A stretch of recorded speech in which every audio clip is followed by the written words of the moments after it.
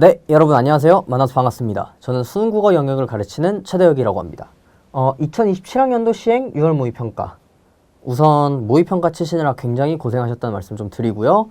저는 이제 국어 영역, 해설 강의까지 하기에는 또 시간이 많이 걸릴 것 같아서 그 총평, 총평이라는 단어를 쓰긴 좀 그런데 토파보기 정도 살펴보기 하면서 6월달 모의고사가 특히 국어 영역이 어떻게 시행되는지를 좀 같이 살펴보는 그런 영상을 좀 찍으려고 합니다. 그래서 컨텐츠는 이러해요. 육모 토파보기. 근데 여러분들이 많이들 사용하시는 단어인 총평이라고 좀 생각을 해주셔도 괜찮습니다. 총평.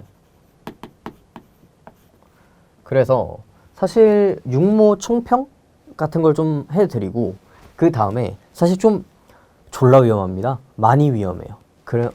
수능의 난도를 예측한다고? 네가 뭔데? 약간 이럴 수도 있잖아요. 근데 사실 저도 압니다. 수능 난도를 예측하기에는 굉장히 힘들고요. 아무도 모르는 영역이거든요. 그래가지고 사실 예측이라는 거는 불가능하고 위험한 일인 그런 되게 하드코어한 도전인데 제가 그런 얘기를 왜 하냐면요. 그냥 나름대로 갑자기 든 생각 혹은 망상 이런 것들을 해도 공유는 해드리면 어떨까? 이런 거에 약간 좀 기반해보는 것도 꽤 괜찮은 이 힘겹고 팍팍한 수능 대비 속에서 약간의 즐거움이 될 수도 있지 않을까? 라는 생각이 약간 들어가지고 넣었고요. 그래도 아주 도움이 안 되는 헛소리는 아닐 겁니다. 예, 한번 들어봐 주시고요. 사실 중요한 건 이거죠. 육모 총평을 통해서 우리가 향후에 어떻게 학습 방향을 이렇게 얘기할까요? 학습 방향을 어떻게 설정할 것인지. 그러니까 방향 설정에 대한 이야기를 좀 해야겠죠. 즉 육모를 이렇게 토파 보시고 그 다음에 이 총평을 통해서 향후 학습 방향을 우리가 설정하는 방향으로 좀 이런 식으로 컨텐츠가 진행될 거라는 걸 좀 이야기를 드리고 싶습니다. 그래서 이렇게 진행을 할게요.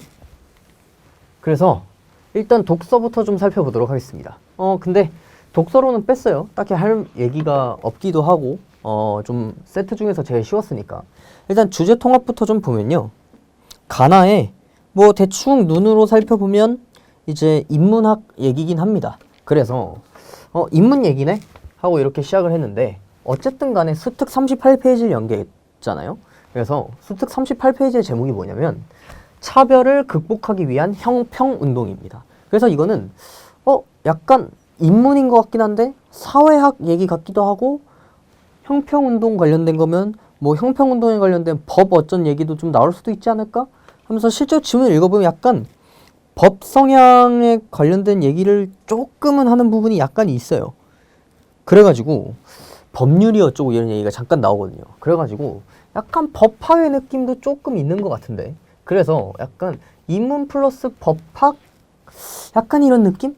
근데 사실 그런 성향이 진하진 않아요. 사실 인문이라고 표현하는 게 좀 더 정확하긴 합니다.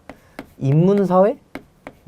이런 느낌을 좀 주는 지문이었는데 사실 만약에 인문 플러스 법학의 느낌을 만약에 강하게 줬다고 칩시다. 그랬다면 굉장히 까다로운 세트가 됐을 수도 있어요. 이게 무슨 말이냐면 주제 통합 이전에 즉 가나로 분리된 두 개의 글이 아닌 하나의 되게 긴 글이 있었던 시절이 있었거든요. 그때는 선택 과목도 없었죠. 네. 미리 선택 과목 얘기하니까 말씀드린 건데 여기서도 선택 과목을 얘기하지는 않습니다. 독서랑 문학만 다뤄요.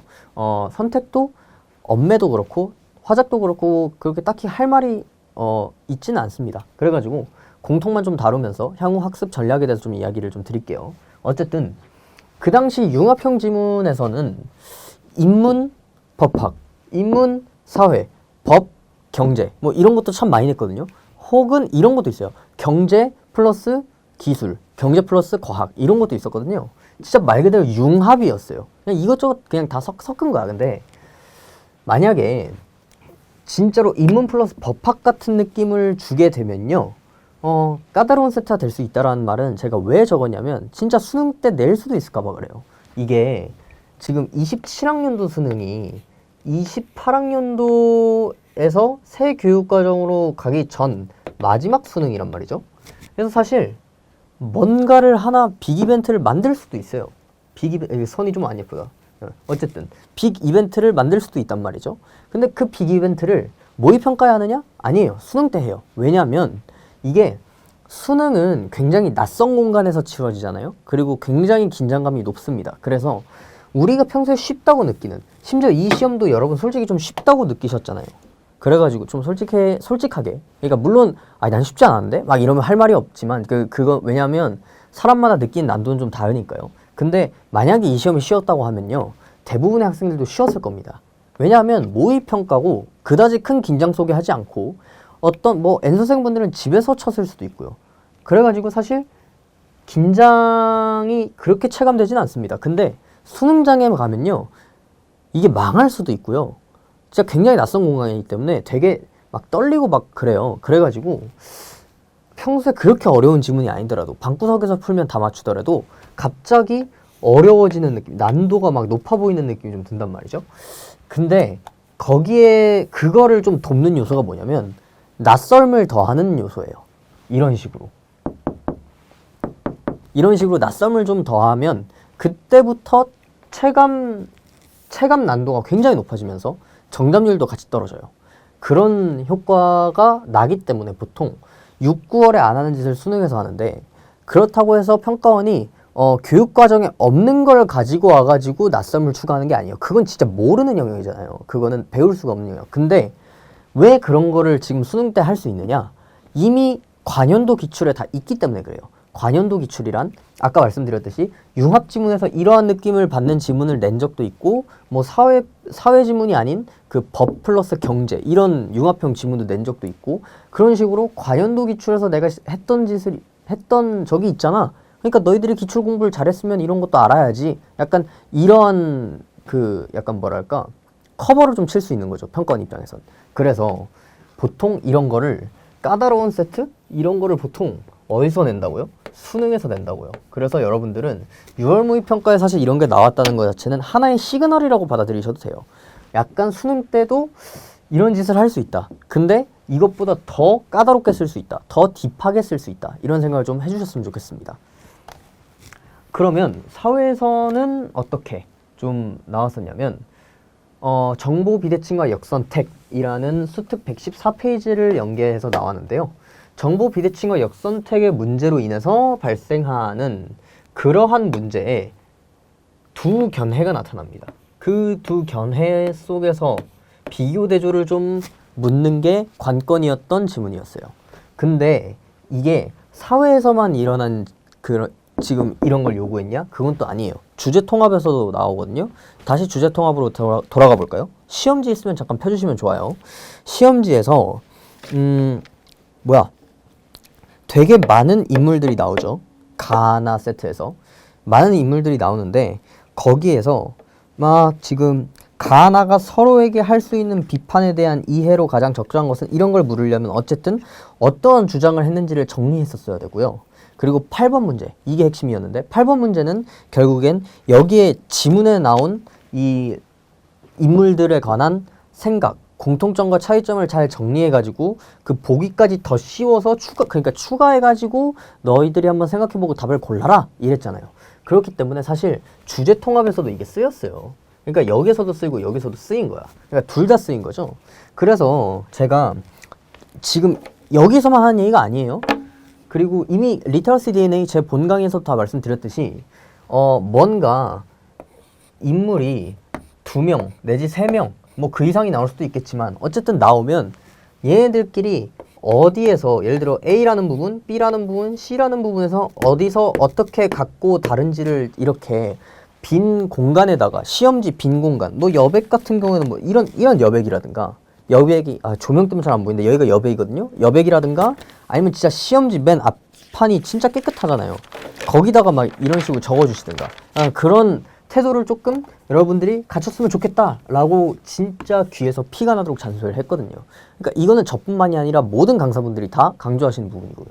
그래서 사실 이런 게 습관화가 돼 있었다면 사실 10번부터 12번까지는 굉장히 순식간에 정답 판정이 가능했을 것이군요. 특히 12번 쉬웠을 거고요. 쉽게 느껴졌을 거죠. 정확히 말하면. 왜냐면 그렇게 적은 사람들은 그냥 딱 봐도 5번이 말도 안 되는 소리지 하고 그냥 5번 딱 찍고 그 다음에 12번을 맞췄을 테니까요. 주제 통합도 마찬가지고요. 그러니까 그런 식으로 이런 식으로 정리하는 게 좀 귀찮아.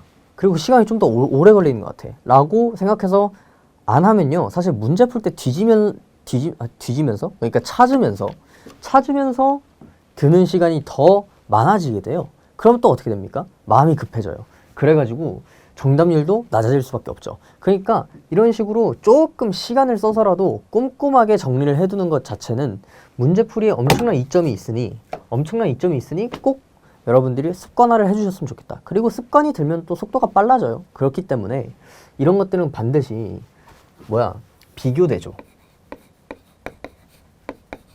이런 것들은요 좀 반드시 습관화를 해주셨으면 좋겠고, 과학기술에서도 마찬가지인데 미리 말씀드릴게요.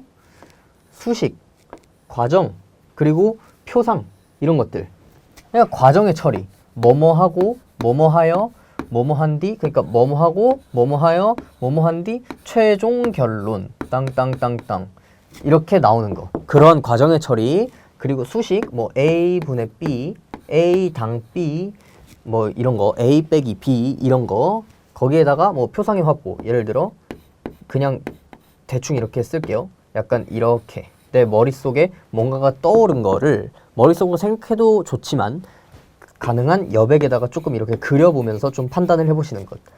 이러한 것들이 사실 귀찮아질 수도 있겠지만 여러분들의 문제풀이에 굉장히 큰 도움을 주는 아이템이라는 거를 조금 명심해 주시고, 강의를 아직 다 안 들었다면, 혹은 강의를 들었는데 좀 부족하다면 따로 질문을 하시든, 아니면 리터러시 DNA를 재출력해가지고 문제를 풀면서 맞아, 이렇게 정리했으면 문제가 단번에 풀렸어, 이런 것들 다시 한번 상기해 보시는 그런 경험을 좀 해보셨으면 좋겠어요. 그래서 과학 지문은 폐포의 표면 장력과 계면 활성제라는 수특 31페이지를 충실히 연계했는데, 말 그대로 연계학습, 수특만 제대로 봤어도 사실 굉장히 잘 쉽게 읽혔을 거예요. 그래서 실제로 저희 PD님과 실장님이 이렇게 문제를 풀어보시고 그냥 안 읽고 문제를 풀어도 되겠는데 이러시던데, 사실 그런 건 좀 어렵습니다. 독서 같은 경우, 문학은 그렇게 해도 되는 부분이 좀 있는데, 독서는 진짜 그러다가 실수 한번 하면은 진짜 낚시질 선지에 걸려버리면요 안 틀려도 되는 걸 틀리기 때문에 사실 그런 건 좀 안 하시고, 연계가 돼서 내가 아는 거여도 잘 꼼꼼히 읽고 정보 정리는 하시길 바래요. 대신 속도가 빨라진다는 거에 대해서 확실한 장점이 있는 것이기 때문에 EBS 연계가 중요하다, 이런 얘기를 하는 거예요. 지금 보세요. 독서 3개 연계됐잖아요. 그리고 문학도 똑같이 3개가 연계가 됐습니다. 그래서 이따 보여드릴 테지만 문학도 연계가 되고 독서도 3개가 연계되고, 독서 셋, 문학 셋, 이렇게 깔끔하게 연계가 떨어지는데, 연계 공부를 하는 사람이 훨씬 더 시간 확보에 대한 이득이 명확하게 있잖아요. 그렇기 때문에 EBS 연계 자체는 고3의 필수 덕목입니다. 이건 선택이 아니에요. 막 무용론 이런 거 신경 쓰지 마시고 그냥 하셔야 되는 것, 기출 분석과 EBS, 그런 것들은 반드시 해주셔야 되는 거죠. 어쨌든 그래서 독서에서 제가 주목하는 문항이 좀 있습니다. 사실 6번도 포함되는데요. 주제 통합형은 6번은 그겁니다. 평가, 비판, 반박 이런 걸 좀 요구하는 문장인데, 어쨌든 서로에게 뭔가 특정 누군가가, 그러니까 가가 만약에 나를 깔려면요 일단 2가지 조건이 성립해야 됩니다. 나의 입장에 부합, 즉 주장에 부합해야 되고요. 동그라미 나가 실제로 한 말이어야 돼요. 똑같이 나가 가를 깔려고 해도 마찬가지고요. 근데 둘 중에 하나라도 없거나 틀리면 그건 틀린 선지가 되거든요. 그래서 사실 6번 같은 경우에는 이거를 정확하게 이런 거에 좀 민감하게 반응할 줄 아시는 분들이라면 1번 선지 보자마자 아이씨 땡큐 이러고 그냥 지나갔을 겁니다. 왜냐면요 정답이 1번이었거든요. 그래가지고 그냥 2, 3, 4, 5 거들떠보지도 않고 당연하지 하고 이렇게 딱 찍고 넘어가셨을 거라고 저는 좀 믿어요. 그래줬으면 좋겠고요. 왜냐면 그런 거에서 버는 시간을 가지고 좀 더 이제 보기 문제, 이렇게 소위 킬러라고 하는 그런 보기 문제를 푸는 시간을 좀 더 확보할 수 있기 때문에요. 그래서 6번 문제도 조금 중요하게 여겨주시고요. 8번은 보기 문제죠. 어쨌든 간에 각종 사상가들이 나왔잖아요. 각종 사상가들. 제가 사상가들에 이렇게 각가로 치면서 하라고 이렇게 좀 말씀을 드렸죠. 그러면서 사상가들 막 사상가 A, B, C, D 막 이렇게 있다고 칩시다. 그럼 얘네들이 각자 어디서 어떻게 주장을 하는지 비교 대조를 잘 정리한 다음에 보기, 여기 보기에서 나오는 아리스토텔레스를 여기다 그냥 집어넣어가지고 그냥 문제를 푸시면 되는 거잖아요. 그래가지고 각종 사상가들의 견해 차이를 지문에서 잘 정리한 다음에 보기의 내용까지 정리하셔야 돼요. 보기도 독해를 하셔야 돼요. 보기는 그러니까 n문단짜리 글이 있다면 보기는 n 플러스 1문단이라고 생각해 주시면 돼요.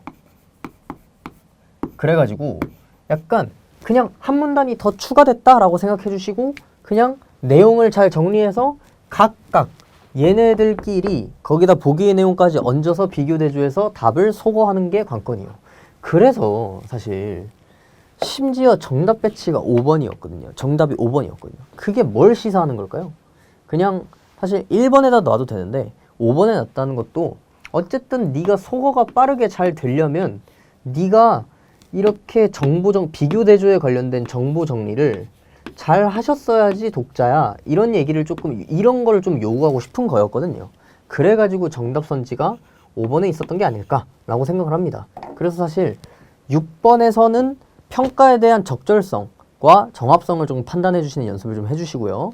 그렇게 해서 1번을 빠르게 찍고 넘어갔다면 베스트. 그리고 8번 문제는 이런 식으로 비교 대조 처리를 잘 해서 보기까지 더 쉬워가지고 문제를 하나 더 추가해가지고 뭐 이렇게 별표를 추가해가지고 이렇게 어디서 어떻게 갖고 다른지를 비교하신 다음에 5번 정답 빠르게 골랐다면 정말 베스트. 약간 이런 식으로.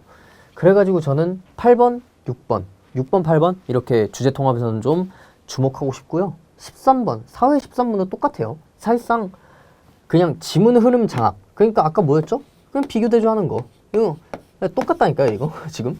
흐름 장악에 기반해서 한 지문의 연장선이라고요.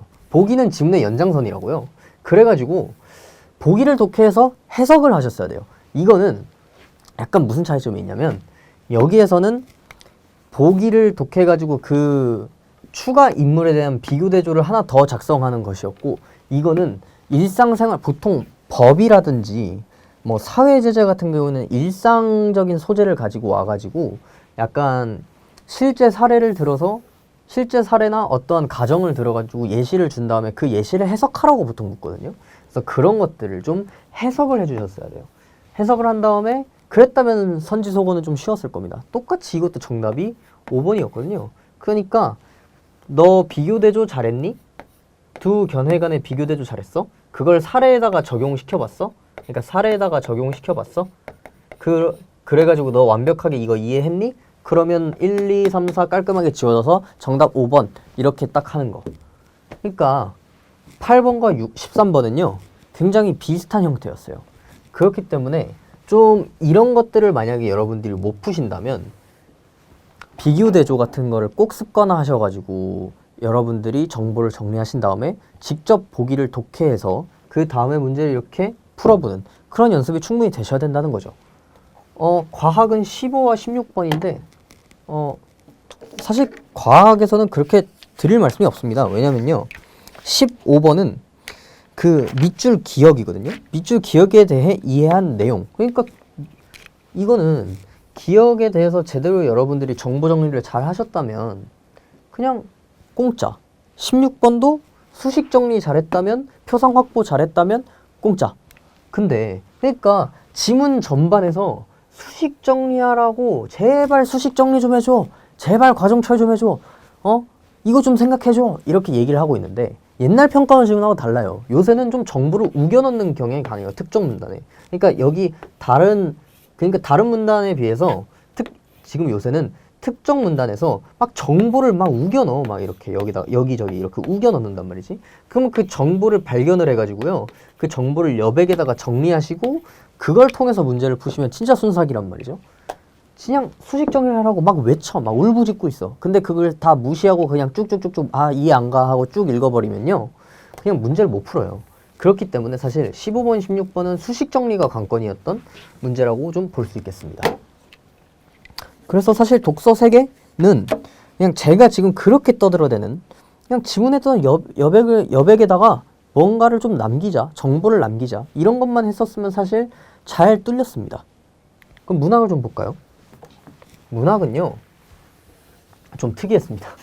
제가 시험지 파본 확인을 하면서 좀 웃겼던 게 이게 현대시에서 좀 약간 장난 똥 때리는 것도 아니고 봐봐 이게 수특의 나무라는 작품이 있었어요. 근데 여기 비연계 현대시로 그 나무를 줘버리니까 잠깐만 그 나무가 연계였나? 그 연계 작품 제목이 나무가 들어갔었는데 그 나무였나? 저 나무 그 나무? 저 나무? 아닌가? 그냥 나무인가? 저 순간 헷갈리는 거야. 그래가지고 한번 쓱 봤더니 이게 나가 연계였구나 하면서 이렇게 그냥 하고 넘어갔었는데 좀 치사합니다. 약간 좀 개인적으로 기억나는 게 2, 4학년도 수능에 가지가 담을 넘을 때였나?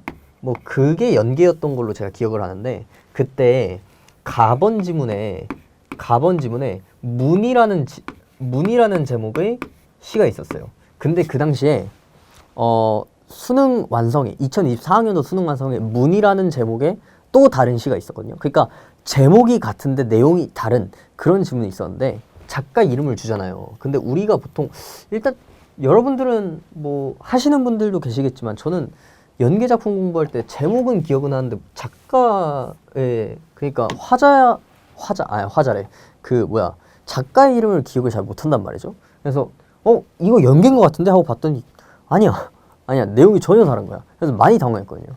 약간 그런 느낌을 좀 줬어요. 그 나무 이래서 약간 좀 그래서 제가 여기다 참 적어놨죠. 참 연계 작품 헷갈리게 하려고 일부러 저러나 약간 이렇게 적어놨죠. 예, 그런 생각이 좀 들었습니다. 시험지에서. 그리고 또 웃겨요. 홍길동전 이거 비연계거든요. 근데 사실 여러분들은 연계라고 느끼지 않으세요? 홍길동전 모르는 사람이 어디 있습니까? 정상적인 학교 생활을 안 했어도요. 홍길동전은 누구나 알아요. 한 번쯤 들어봤잖아요. 아버지를 아버지라 부르지 못하고 막 이런 이거. 근데 이게 비연계로 나왔어요. 현대소설을 연계해준 대신 이걸 비연계로 냈는데 심지어 이거 작자 미상이라고 좀 적어놓을 법도 한데 작자 미상이라는 것도 안 하고 그냥 홍길동전 이렇게만 적어놨어요. 저 이런 경우 처음 봐요. 약간 그러니까 막 작가 이름 쓴 다음에 예를 들어 작가 이름이 막 최대혁이야. 최대혁 한 다음에 막 해놓고 이렇게 소설 제목 쓰잖아요. 이렇게. 근데 그게 아니고 그냥 여기다가 작가 이름 안 쓰고요. 작자 미상이면 작자 미상 써주거든. 근데 그것도 아니야. 홍길동전 하고 끝나. 그래가지고 나 이거 보고 이렇게도 내는구나 하면서 이제 요새는 막 이렇게 생각을 들었는데 뭐 이런 경험을 좀 해봤어요. 좀 신기했어요. 그리고 또 고전 시간은 만전춘별사. 이거 그렇게 주요 작품도 아니거든요. 그리고 사설시조 한 두세 줄짜리 한번 직접 제가 한번 볼까요? 어떤 사설시조였는지 한번 볼게요. 지금 제 시험지를 가져왔거든요. 이렇게.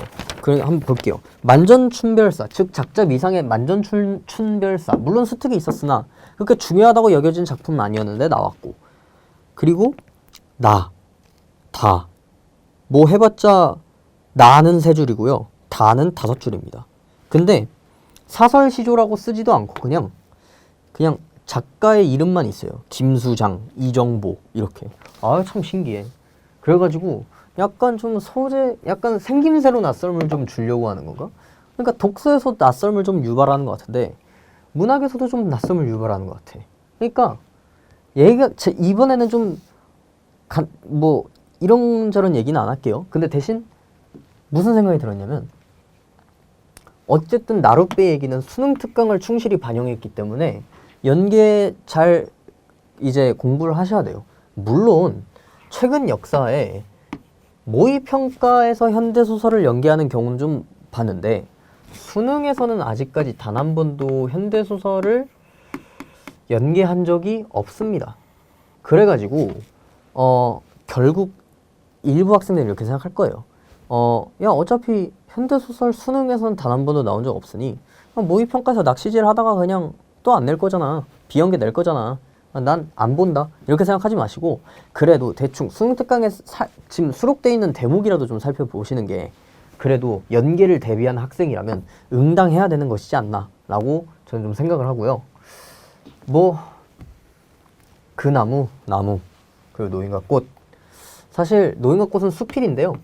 수필이 사실 보통 그 짝 맞춰서 읽는 게 굉장히 중요하단 말이죠.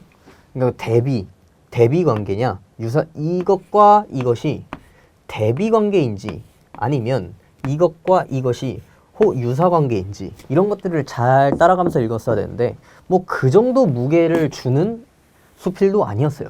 그래가지고 그냥 잘 읽고 잘 풀면 되는데 늘 항상 작품과 선지, 보기와 선지 간에 짝 맞추는 습관은 여러분들이 잘 갖춰주셔야 돼요. 그러니까 이것 때문에 정답을 틀리는 경우가 있을 거라고 생각해요. 저는 지금 약간 예상하는데 26번과 27번 중에서 둘 중에 하나는 틀리는 사람이 좀 있을 거라고 생각해요. 왜냐하면 결국에 이건 보기 문제가 아니잖아요. 그럼 어쨌든 간에 지문에 있는 작품만 가지고 해석을 해야 된단 말이야. 그러려면 여러분들의 주관이 들어가면 안 되고요. 주관이 아니고 그러니까 팩트만 가지고 체크를 해야 된단 말이죠. 팩트 체크를 하셔야 된단 말이죠. 그 팩트 체크를 하려면 어떻게 해야 되냐? 결국 짝 맞춰야 돼요. 이렇게 짝 맞춰야 되는데 그래서 실제로 한 말이 맞는지 연결해 봤더니 이런 의미가 맞는지를 잘 생각해 보셔야 되는데 그러지 않고 그냥 아닌 것 같은데 이래버리면요 사실 막 26번에선 보통 1번이랑 2번 중에 헷갈려 할 수도 있고요. 뭐 27번은 뭐 2번하고 막 1번 혹은 5번 4번 막 이런 식으로 생각을 막 왜곡해 가지고 그러니까 약간 확증 편향을 가지고 특정 선지에 관해서 n번 선지에서 이게 정답이 아닌데도 불구하고 확증 편향을 가지고 막 이렇게 들어가 가지고 정답이라고 오인하는 경우도 좀 있다. 그러니까 이런 걸 좀 조심하셔야 돼요. 현대시에서는 그런 걸 좀 교훈을 남기시길 바라고요. 홍길동전. 고전 시간 진짜 할 말 없고요. 홍길동전만 보고 넘어갈게요. 말했잖아요. 비연기라고 하기엔 민망할 정도로 우리에겐 친숙한 작품인데 홍길동전에서 의문사를 당했다는 얘기를 좀 몇 번 들었거든요. 만약에 여러분들께서 의문사를 홍길동전에서 당했다면 이런 걸 좀 생각해 주셔야 돼요. 우리한테 비연계지만 비연계임에도 불구하고 익숙한 작품이다 라고 하면요. 사실 우리가 틀리는 이유가 이 지문 독해가 부족해서가 아니에요. 왜냐면 다 아는 거잖아.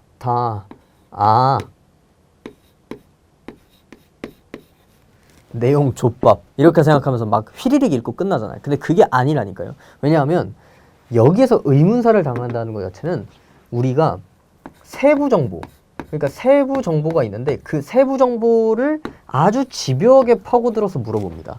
그렇기 때문에 여러분들이 그거를 제대로 생각하지 않고 그냥 후루룩 읽고 문제도 후루룩 풀어버리면요 쉽게 틀려요. 보여드릴게요. 실제로 29번 이것도 조금 오답률이 있을 것 같아요. 왜냐하면요 4번에서 많이 낚일 수 있거든요. 그러니까 정답은 3번인데 4번에서 많이 낚일 수도 있고요.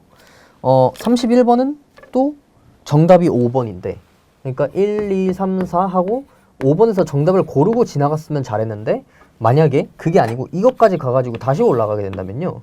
사실 그때부터는 생각의 왜곡이 발생해서 막 3번, 4번 중에 고민하게 되고 막 이런 식으로 막 지들끼리 막 아주 대환장 파티를 해요. 그러니까 사실 결국엔 이 세부 정보라는 거, 세부 정보의 파악이라는 거를요. 이거는 독서, 문학, 화작, 엄매 무관하게 다 잘 해주셔야 돼요. 내가 아는 거, 쉬운 거 나왔다고 해가지고 자만하지 마시고 제발 이런 홍길동전 같은 누구나 아는 게 비연계로 나왔다고 치면요. 문제가 좀 깐깐하겠네 라는 생각을 좀 가지고 그런 식으로 좀 행동을 하셨으면 좋겠습니다. 그래서 제가 사실 이미 다 얘기를 해버렸어요. 주목하는 문항 26, 27, 29, 31 그러니까 생각의 왜곡이라는 건 좀 무서우니 우리는 지금 짝 맞추는 그런 문항에 대해서 좀 연습을 많이 해봅시다 라는 얘기를 하는 거고요. 고전소설도 똑같아요. 짝 맞추기 잘 해주시고요. 작중 공간 내에서 그러니까 작중 공간 속에서 우리가 인물들이 어떤 얘기를 주고받고 어떤 상황이 발생했는지를 잘 파악을 해주셔야 되는 거고 상대적으로 친숙한 작품이 나오면 문제가 늘 까다로우니 이런 거 좀 많이 신경 써 이런 얘기예요. 아시겠죠? 그래서 독서 문학, 주목하는 문학을 좀 다 봤는데요. 사실 그래서 전체적으로 시험의 난도가 어떻게 되냐 이런 얘기를 조금 하면요. 1컷이 막 그렇게 낮지는 않을 겁니다. 90점대일 것 같은데요. 제가 보기에는 막 90N 막 이럴 것 같은데 1컷이 그럴 것 같은데 물론 저는 쩌리 강사고 학고기 때문에 사실 막 이런 거 예측하는 것도 좀 조심스럽습니다만 사실 내가 쉬우면 남들도 좀 쉬운 경향이 좀 있어요. 그래가지고 1컷이 그렇게까지 낮은 엄청 어려운 시험지는 아니었다. 근데 만약에 실제로 1컷이 90점대면 이게 또 마냥 쉬운 시험지라고 하긴 좀 어렵거든요. 왜? 그 이유가 있습니다. 왜냐하면 쉬우면 그때부터는 실수 싸움이 돼요. 그러니까 실수냐 허수냐 이게 아니라 말 그대로 미스테이크 싸움이 된단 말이죠. 그래서 여러분들이 만약에 문학같이 여러분들이 많이 사용하는 그 의문사, 그러니까 갑자기 막 이런 갈래복합에서 만약에 이런 걸 틀리고 이런 걸 틀렸다고 칩시다. 만약에 그래서 문제 그 4개를 틀렸어. 그러면요 그때부터 만약에 막 80점대가 떨어지잖아요. 그럼 내 원래 성적과 내 실력은 이게 아닌데 이거여야 되는데 왜 이걸 받았을까?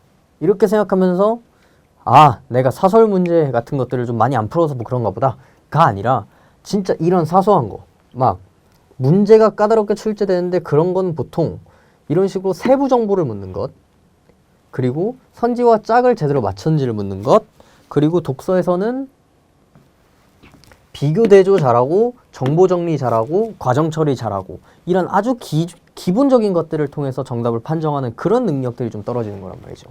그래서 사실 리터러시에서 좀 이런 것들을 좀 막아주기 위해서 제가 그 강의를 지금 찍은 건데요. 그래서 많은 분들이 조금 도움을 좀 받으셨으면 좋겠다. 뭐 틈새 홍보입니다만, 네. 어쨌든 그런 식으로 좀 실수를 좀 진단하고 보완하는 게 낫지. 이건 실수야. 국어 성적이 처음부터 다시 개념 공부를 해야 되나? 이런 생각은 좀 버리시고요. 어차피 제가 이거 목차에서 컨텐츠에서 말했던 것처럼 맨 마지막에 어떤 식으로 공부해야 될지 얘기해 드릴 테니 실수 싸움에 대해서는 이런 식으로 좀 대응하자. 이런 얘기를 좀 드릴게요. 우선 모평으로 예측하는 수능, 이제 두 번째 파트로 넘어왔습니다. 한번 볼게요. 화작 기준으로 2, 3학년도 6월입니다. 이때가 2, 3학년도 6월이 제가 현역 때예요.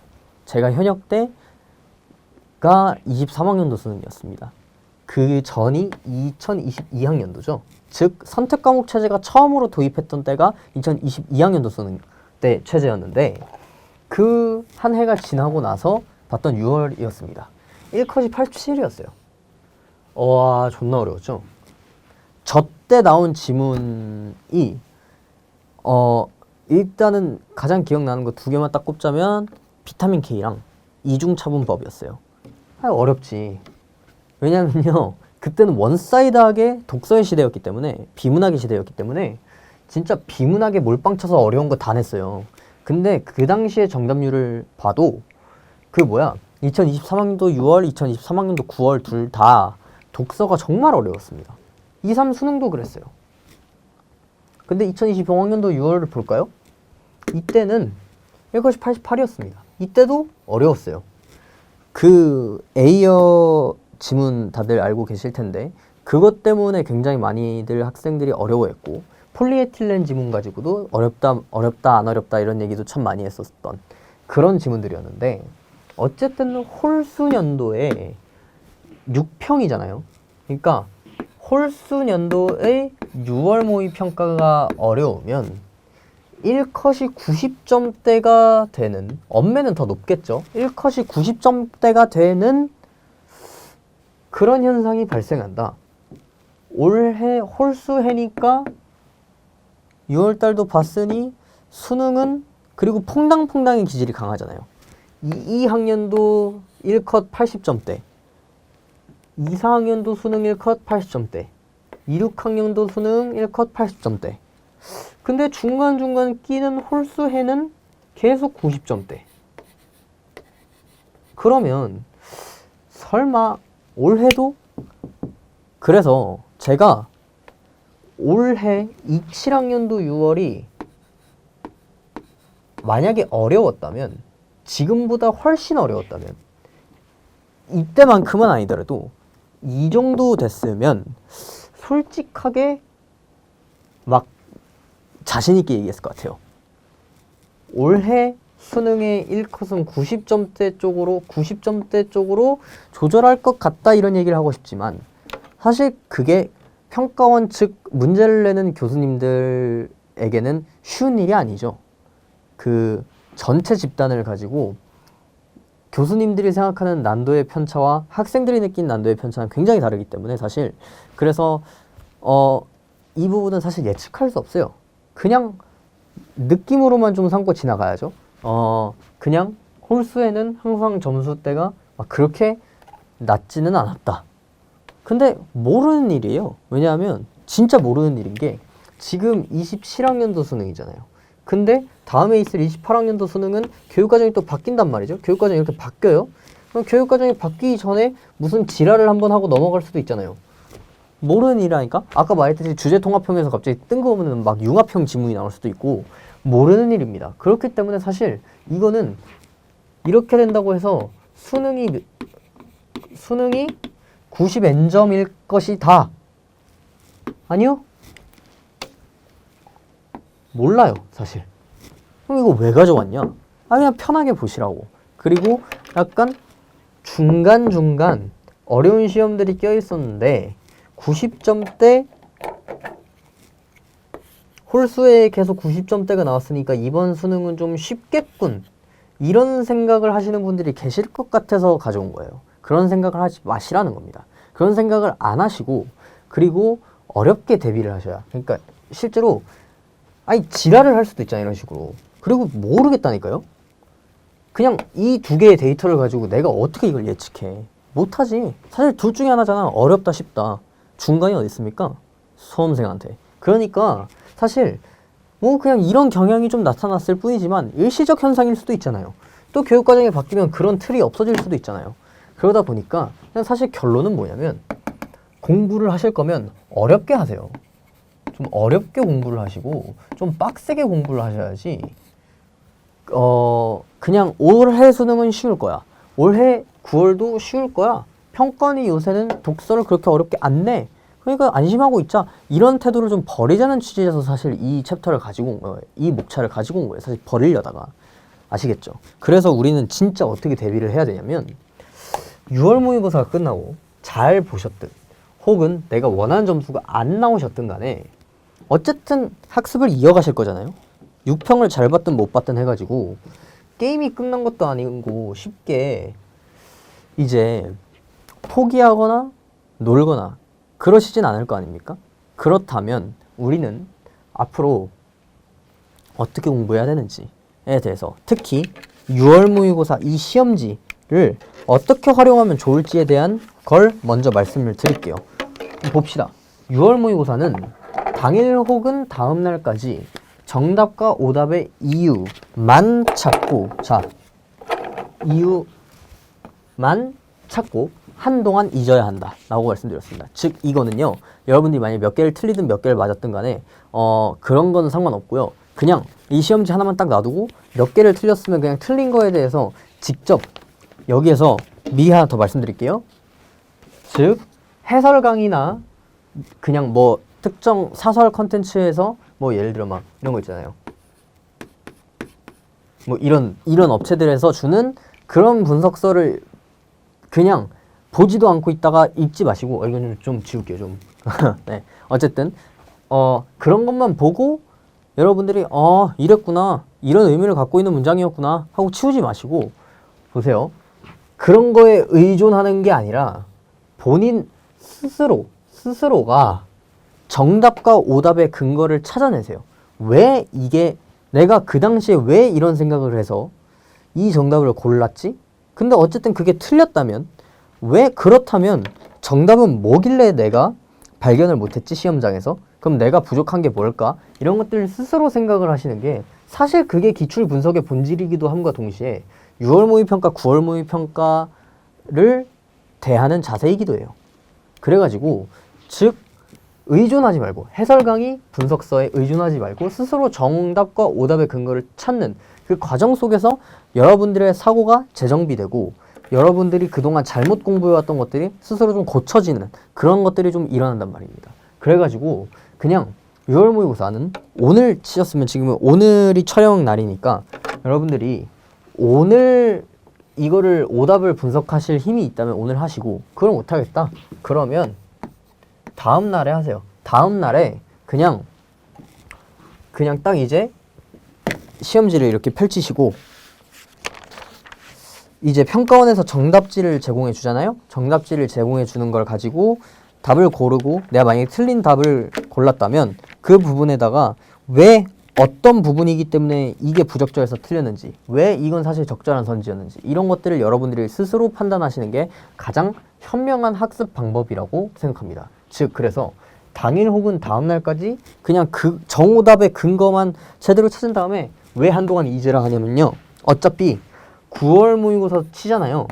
9월 모의고사 치고 한 일주일 뒤에 6월과 9월을 한 번 더 풀어보세요. 9월은 일주일 뒤에 치면요, 그래도 어느 정도는 기억은 나겠지만 여러분들이 시험장에서 만약에 정신없이 시험을 쳤다면 대부분 기억이 좀 휘발될 겁니다. 그러면 9월 모의고사를 먼저 치시든 9월 모의고사를 나중에 치시든 그런 순서는 상관없지만 어쨌든 간에 6월 모의고사는 오늘이나 내일까지만 딱 보고 한동안 치우잖아요. 그러니까 7일 뒤에 보시라고. 시간, 날짜까지 정해드리는 거예요, 지금. 9월 모의고사를 치른 일주일 뒤에 6월 모의고사랑 9월 모의고사를 둘 다 다시 한번 풀어보세요. 학교 가면 시험지 여분 나눠주잖아요. 아니면 뭐 한국교육과정 평가원 사이트에서 이제 출력할 수도 있고, 어쨌든 직접 다시 시간을 재고 풀어보시고, 그 다음에 예전에 내가 6월, 9월 최초로 본 시험지랑 같이 비교 대조를 하세요. 만약에 내가 틀렸던 게 다시 풀었더니 맞아 있어. 그러면 내가 시험장에서는 못했던 걸 집에서는 해냈잖아. 그러면 이게 과연 내가 집이어서 맞춘 건지, 내가 실력이 늘어서 맞춘 건지, 이런 것들도 잘 여러분들이 생각해 보시면서 스스로 뭔가 문제점이 있다면 좀 고치시고, 틀렸던 걸 또 틀렸다면 그건 진짜 내가 모르는 거잖아요. 그러면 거기에 대해서 조금 더 보완하실 점을 찾으시고, 만약에 맞았다면 과연 내가 이거를 실력이 늘어서 맞춘 것인지, 아니면 그냥 집이어가지고 편안한 환경이어서 안 보였던 것들이 다시 보였던 것인지 하면서 스스로 생각해 보시고, 좀 더 스스로를 조금 하드코어하게 몰아붙이는, 딱 그거는 언제 하신다? 9월 모의고사를 치르고 일주일 뒤에부터 하신다. 그러니까 한동안 잊으셔야 된다고요. 아시겠죠? 6월 모의고사는 내일까지 그냥 좀 다루시다가 한동안 잊어버리시고, 그 뒤에 9월 모의고사 본 뒤에 일주일 지나고 나서 혹은 열흘 지나고 나서 6월, 9월 모의고사를 같이 푸신다. 그런 다음에 사고의 재정비를 다시 한번 스스로 해보시는 것, 점검을 스스로 해보시는 것, 이렇게 하시는 게 제일 좋아요. 제가 실제로 그렇게 풉니다. 풀었어요. 그렇게 하면요, 어떤 이득을 볼 수 있냐면 당해 출제 기조를 조금 파악할 수 있고요. 왜냐하면요, 올해 시험지가 어떻게 나오겠구나 할 수 있는 유일한 단서는 6월 모의고사랑 9월 모의고사밖에 없어요.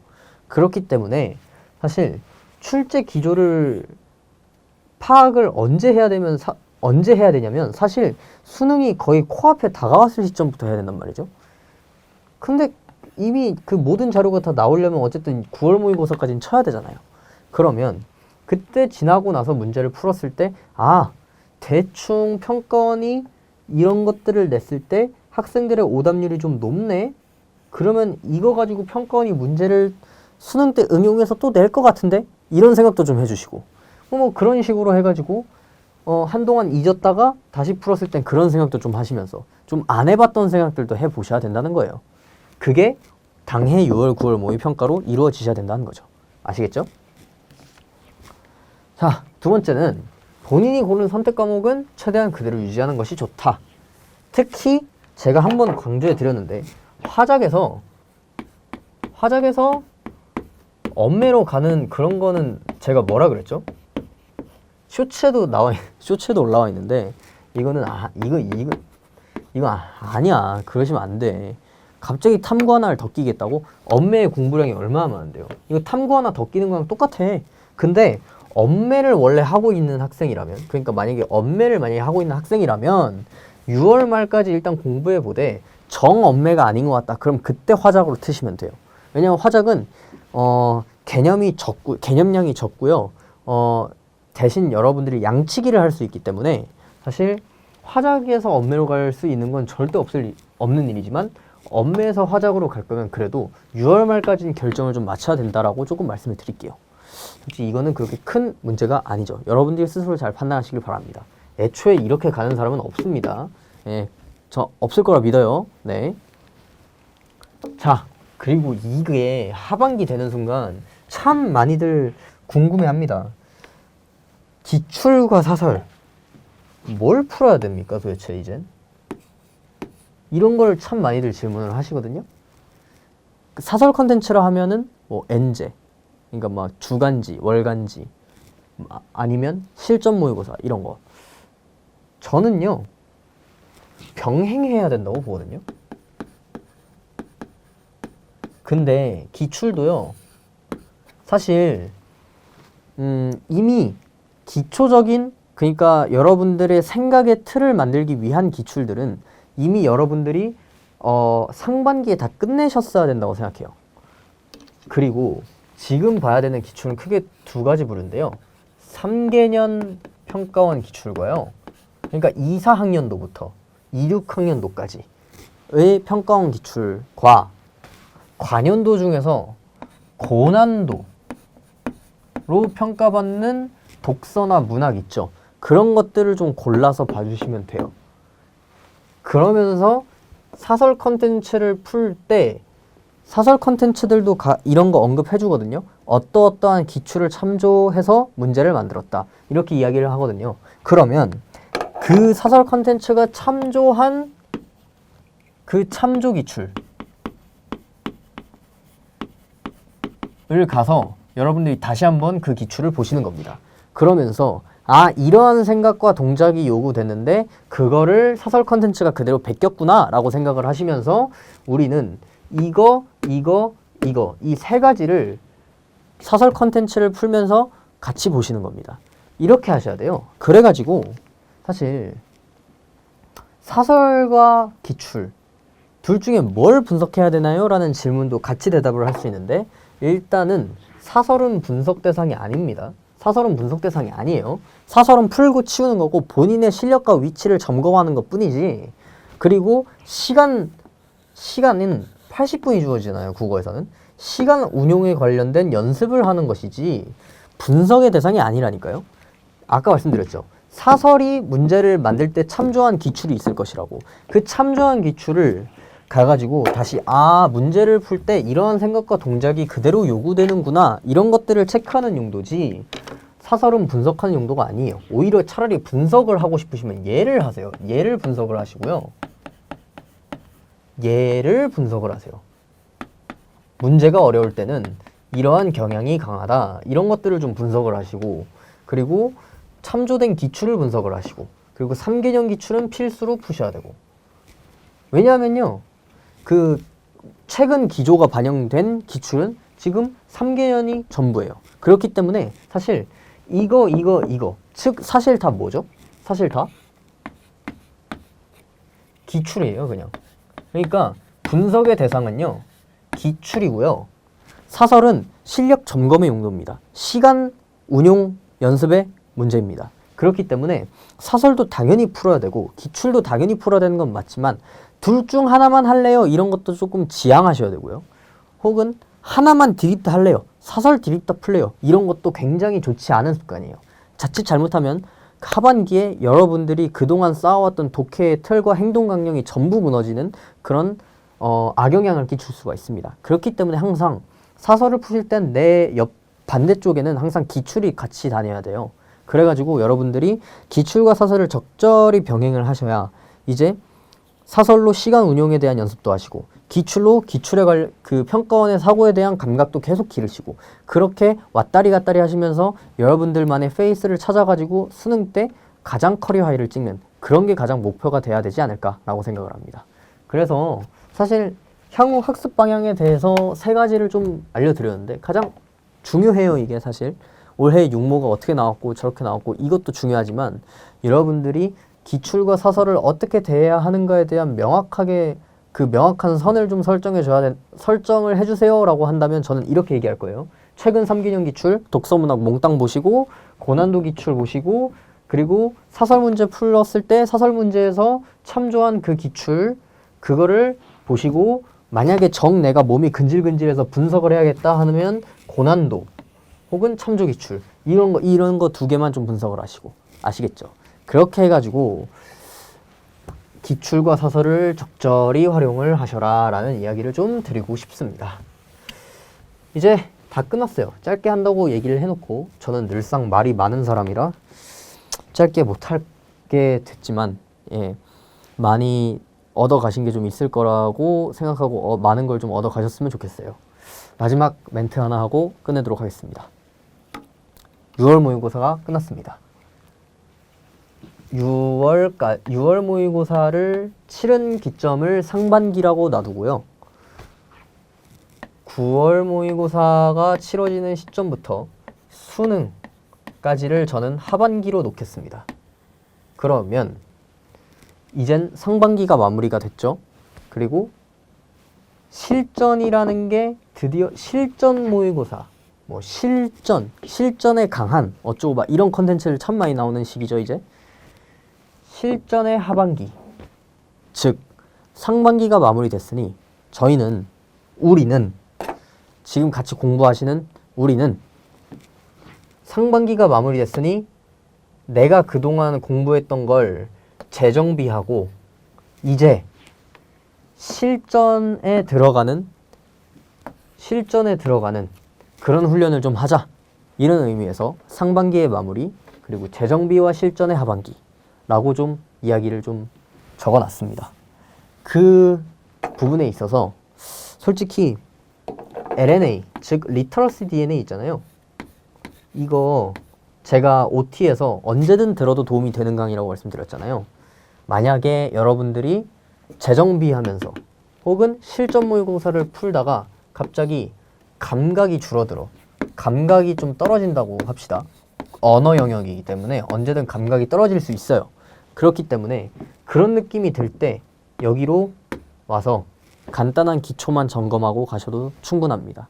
그래서 뭐 LNA를 홍보하는 거예요. 네, 어쨌든 네, 꼭 6월 모의고사와 9월 모의고사는 재정비 용도로 삼으시고 그 다음에 실전과 기출을 잘 운용하시면서 좋은 성적을 거두실 수 있으면 좋겠습니다. 그럼 저는 또 9월에 영상을 찍고 그리고 리터러시 DNA도 이제 하나만 더 올라가면 네, 완강이기 때문에 그 영상 다 찍어놨어요. 그래가지고 곧 올릴 테니 일단 이 영상 끝까지 들어주셔서 감사하고 저는 다음 영상에서 또 찾아뵙도록 하겠습니다. 감사합니다.